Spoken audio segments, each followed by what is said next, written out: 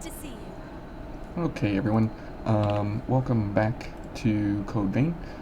So we are going to be starting a new series here, kind of detailing the weakness of each area in the game, kind of detailing the stats and how they pair and how they scale and so on and so forth.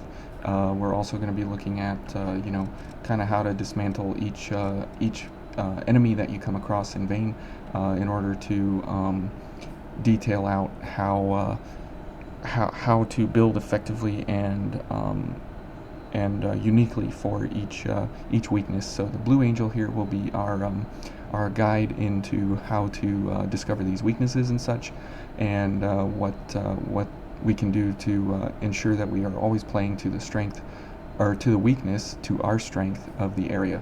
And this is brought to you by myself and my daughter, as she is here with me while we do this. And so we will be running through the underground here first. Now these will not be in-depth playthrough listings of how to find everything, as you can see that in different areas of the channel, but this will be mainly focused on just going for weaknesses of the area.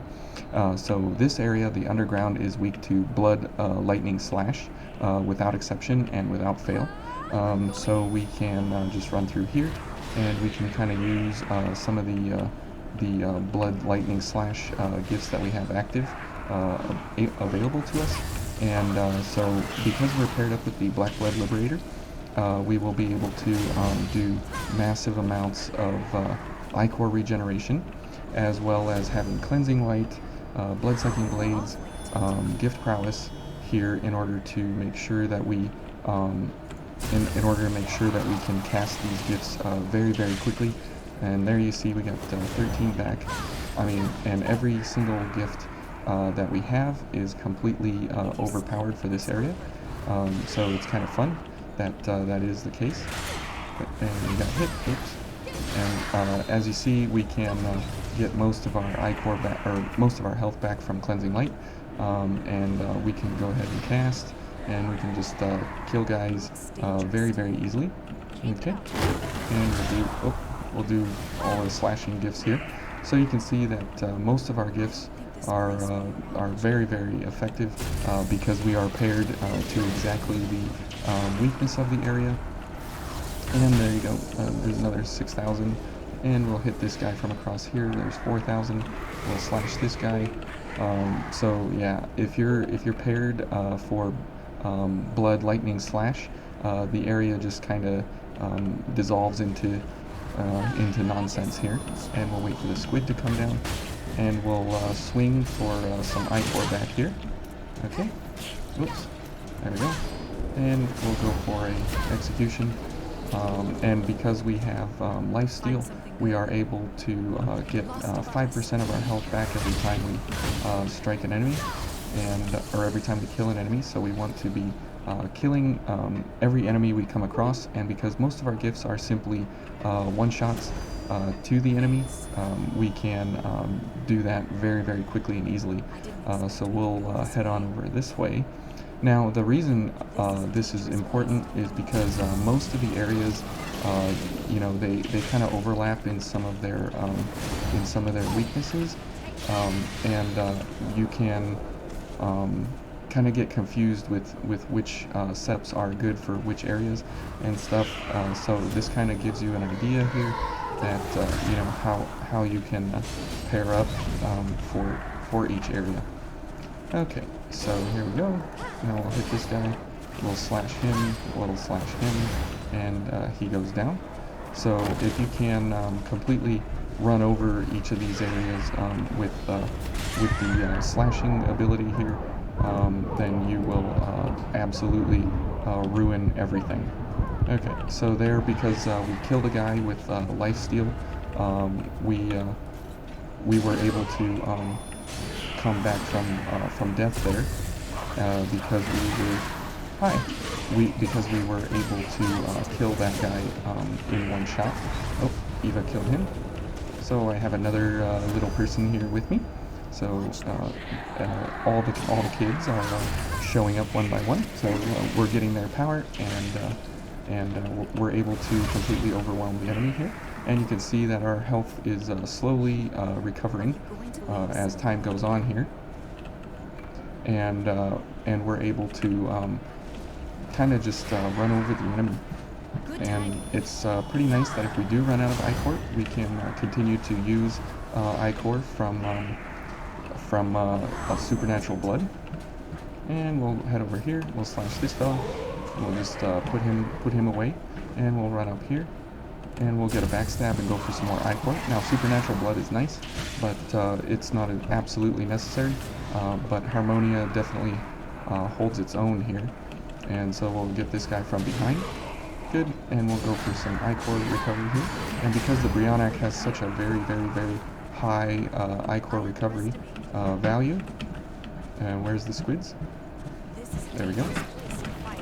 And we'll go for an execution on these guys, and we'll get many kills. Okay, and we'll go for some ichor back here. Good, so we are almost back to full health here. Oh, old world materials, very good. So you can see that you know, if you just simply pair up correctly for the slashing slash lightning blood through here, you can basically just ruin everything. And let's go for the big boy down here. Let's go for gift accelerator and drain activator. I mean, why not? And this guy we can hit from across the area here with that, and we can hit him with an execution. Okay, and we'll hit him with a blood slash there, and he's completely gone. Now remember that this is you know, the hardest difficulty that you can do, and I mean, even though this is the first area of the game, once you know the weakness of the area, again, it just completely falls apart. So here we go. We'll slash this fella. We'll kill him. Good. And now we have one ichor, so we need to go for a couple backstabs here. So we'll pick up a backstab on this guy, and the big boy down there, he won't activate until we get close enough here. There we go. And he's gonna kill us somehow, and there we go. We can finish him off. So Eva definitely helped us there come back from the grave, and we'll hit this guy with a wolf cross. Okay, and then we can hit this fellow with a wolf cross from across here. And so we have a little bit of range built into our setup here.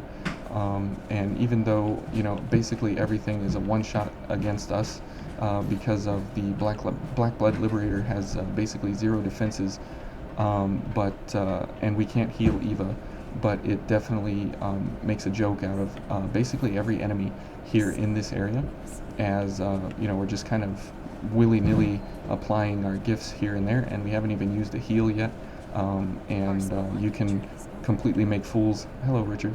You can completely make fools out of each of the enemies in this area. Okay, so let's head on over here. Now, having Cleansing Light is not necessary to make this build work, but it definitely is very, very useful, as you get the willpower vitality up from the DLC 2 with the parry challenge from the Frozen Empress, and it's very, very important to make this build work this way, that you get an S in willpower. As willpower, you can think of as an offensive gift, and if you don't have willpower, then you don't have the ability to do offensive gifts.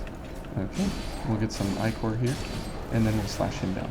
Okay, so you can see that anytime you run up against an enemy and you don't know what they are, definitely experiment around with each of the enemies in order to kind of understand what you need to be doing, because if you don't, you can be in a really, really bad way. Hello again, how are you? Say hi. and it makes for a really enjoyable run through the underground. So if you're looking for new game content, I would definitely recommend pairing for the weaknesses of each of the areas, as we just kind of steamrolled that entire area and kind of made a joke out of it. Now we're paired up here with Eva because she allows us to have access to another set of gift prowess. So the speed of our gifts is extremely quick, and we have very, very high willpower. So anytime you see dark gifting, that relates to your willpower and the scaling value, and then your dark gift value is where the power of each of the gifts come from. Now, the Brionic actually doesn't have a very high attack pattern, but as you see here, it's at 2.23, which is very, very high. So again, this has been brought to you by me and my kids, and so we are able to show this off here, and we'll continue talking more in depth about adventuring for each area, and kind of some of the idealized versions of what you would want to go for in each of the areas. So thanks all for watching, and look forward to a new series.